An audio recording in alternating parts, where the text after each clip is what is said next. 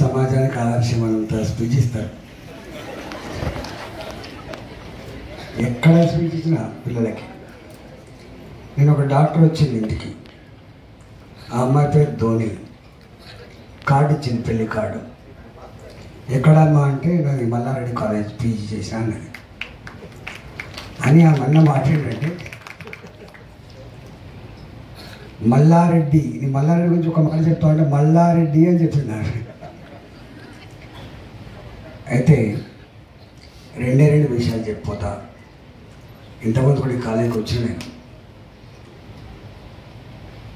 దేశం ఒకప్పుడు విశ్వగురు స్థానంలో ఉందని మనం విన్నాం. భారతదేశం ఒక గొప్పతనం విశ్వగురు స్థానంలో విన్నాం. అనేక సంవత్సరాలుగా విదేశీ దురాక్రమణలో ఎంత బానిసత్వంలో మగ్గిపోయినామో, దానికి వ్యతిరేకంగా ఎట్లా కొట్లాడినామో, ఎట్లా స్వతంత్రం తెచ్చుకున్నామో కూడా మీరు విన్నాం. ఆఫ్టర్ 65 years దేశానికి ప్రధానమంత్రిగా మోడీ గారు వచ్చారు. మోడీ గారిని చూస్తే మన తాత చూసినట్టుంటారు. 75 సంవత్సరంలో కూడా 25 సంవత్సరాలుగా ఆలోచించేటువంటి మహనీయుడు మోడీ గారు.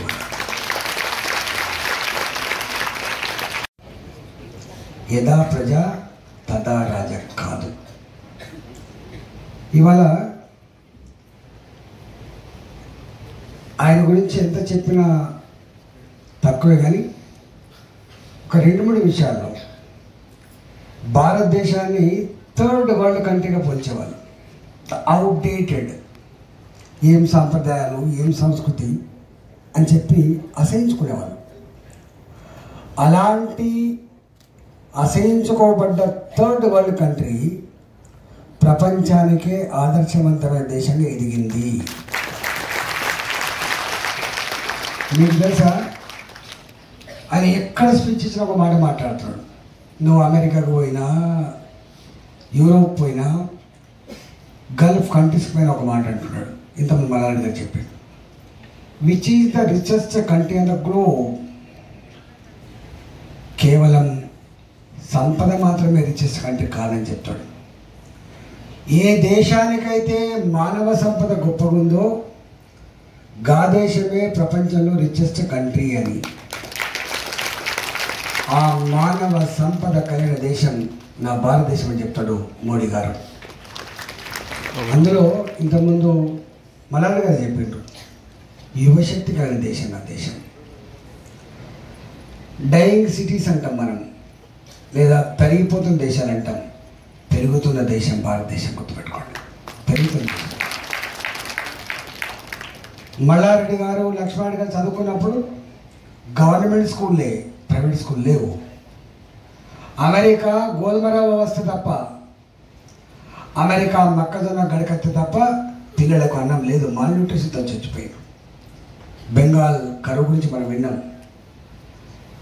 అట్లాంటి దేశం ఇవాళ ప్రపంచంలో ఏ జీనోమ్ ఎరా అని మనం చెప్పుకుంటున్నామో, ఏ టెక్నాలజీ ఎరా అని మనం చెప్పుకుంటున్నామో, ఇవాళ ఆ టెక్నాలజీని సంపూర్ణంగా మనం ఆచరించి ప్రపంచానికే అన్నం పెట్టగలిగేటువంటి స్థాయికి ఎదిగింది భారతదేశం.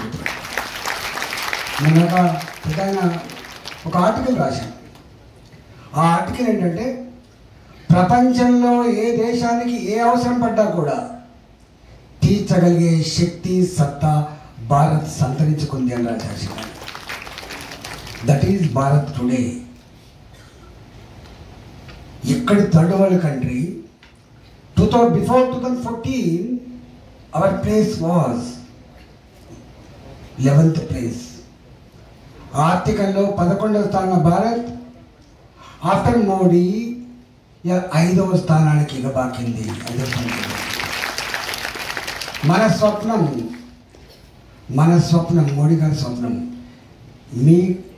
మీ శక్తి మీద ఆధారపడి, మీ తెలివి మీద ఆధారపడి, రేపటి మీరు ఎంత వికసిస్తే ఈ దేశం అంత పుష్పిస్తుందని చెప్పి భావించి 3వ ఆర్థిక అతిపెద్ద వ్యవస్థగా భారత్ కాబోతుందని చెప్తున్నాడు మోడీ గారు. కారణం మీరు కేవలం మీ కుటుంబాల ఆస్తి కాదు, మీరు ఎదిగితే ఈ రాష్ట్రం ఎదుగుతుంది. రాష్ట్రాల అభివృద్ధిలోనే దేశ అభివృద్ధి ముడిపడిందని చెప్పేటువంటి వ్యక్తి మహనీయుడు మోడీ గారి వల్ల. మీరు చూస్తున్నారు, ఇలా మీరు చాలామంది ఇక్కడ కాకుండా అమెరికా పోయి జీవించే వాళ్ళు ఉంటారు, లండన్ పోయి జీవించే వాళ్ళు ఉంటారు. ఒకప్పుడు భారతదేశం పేరు చెప్పడానికి సిగ్గుపడ్డారు ప్రపంచంలో. కానీ వాళ్ళ ఈ ప్రపంచంలో ఎక్కడున్నా ఐఎమ్ ఇండియన్ అని చెప్పగలిగే స్థాయికి వచ్చింది. కానీ మనం ఎక్స్పెక్ట్ చేయం. అంటే గా స్థాయిలో ప్రధానమంత్రి స్థాయిలో ఉన్న వ్యక్తులు ఇది చిన్న వాటి గురించి కూడా ఆలోచిస్తారని చెప్పి అనుకుంటారు.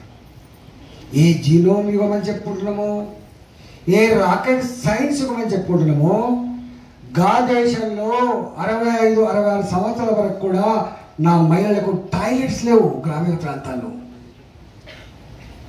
ఎవడు ఆలోచించలేదు, చిన్నదే ఇష్యూ. రెస్పెక్ట్, మహిళ రెస్పెక్ట్ లేదు గ్రామాల్లో. అట్లాంటి దేశంలో నా మహిళలకి టాయిలెట్ కట్టించాలని చెప్పి 12 కోట్ల ఇళ్ళలో టాయిలెట్ కట్టించి మహిళల ఆత్మగౌరవం కాపాడు. అంటే ఎట్లుంటారు నాకు. నేను మన కరోనా, నాకు తెలిసి నేను కరోనా ఆరోగ్య మంత్రి ఉన్నప్పుడు రావచ్చు ఇక్కడ కాలేజీకి. మన కరోనా వచ్చింది, మీరంతా మనల్ని చూసింది. మీరు ఎంత వణికిపోయింది ప్రపంచం. దేశాన్ని నేతలే ఓ దేవుడా కాపాడమని చెప్పి కోరిండ్రు. కానీ మోడీ గారు మాత్రం ఒక పని చేసిండు. దీనికి మందు లేదట, దీనికి ధైర్యమే మందు అని చెప్పి భారతదేశాన్ని ఇలా ఒక్క తాటి మీద నడిపినటువంటి వ్యక్తి మోడీ గారు. చాలామంది చాలా రకాల మాట్లాడింది.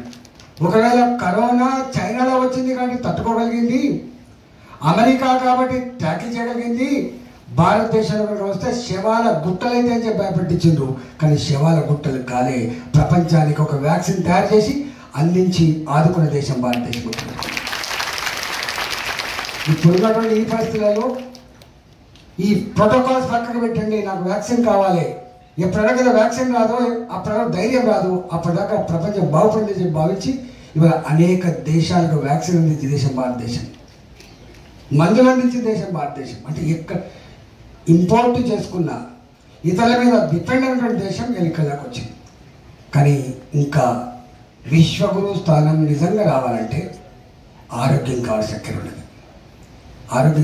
ఉన్నది, ఎథిక్స్ కావాలి, వాల్యూస్ కావాలి. సమాజంలో ఇంతవరకు ప్రభుత్వం అంటే డెవలప్మెంట్ మాత్రమే అని చెప్పిండ్రు.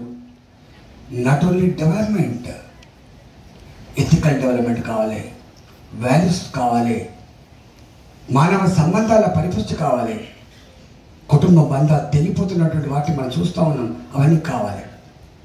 ఇవాళ మళ్ళీ యోగా ఒక్క ఆరోగ్యాన్ని మాత్రమే కాదు, అనేక విస్తారని చెప్పేది చెప్తా ఉన్నాను. అది సత్యం. అది అందువల్ల నేను ఒకటే మీ అందరికి విజ్ఞప్తి చేస్తున్నా. శాస్త్ర విజ్ఞానం చాలా సభలు చెప్తా. Technology for both ways, one is constructive side, the another one is destructive side. సుమా, మీరు పిల్లలు, మీ పేరెంట్స్ మీకోసం బాగా ఎదురు చూస్తుంటారు. మీరు గొప్ప వాళ్ళైతే చూసి మురిసేది మీ తల్లి, చూసి మురిసేది గర్వపడేది సమాజం. కాబట్టి ఏ టెక్నాలజీ అయితే నీ చేతిలో ఉందో, ఒకప్పుడు టీవీలు ఇంటికి వచ్చినప్పుడు సంతోషపడ్డాం, తర్వాత బాధపడ్డాం. ఇవాళ సెల్ ఫోన్ వస్తే సంతోషపడుతున్నాం, కానీ బాధ కూడా పడుతున్నాం. సుమా, అది నేను మంచికి తీసుకుపోతుంది, అది నేను చెడగొట్టే ప్రయత్నం కూడా చేస్తుంది. హంస నీళ్లను పాలను వేరు చేయగలిగే శక్తి ఎట్లా ఉంటుందో, పిల్లలుగా మీకు మంచిని మాత్రమే ఆస్వాదించండి, చెడును మాత్రం దరిచేయకండి అని చెప్పి నేను విజ్ఞప్తి చేస్తున్నా.